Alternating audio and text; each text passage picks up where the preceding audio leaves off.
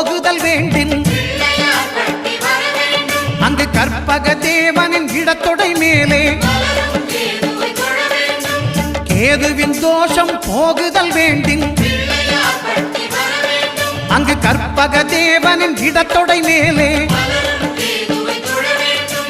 5 தலையோடு எழுந்த சுபகேது கணபதி தொடையில் கொலுவிருப்பான் அவன் தொடரும் பிணிகளை நடுங்கச் செய்வான் தொழுதால் தொல்லைகள் நீக்கிடுவான்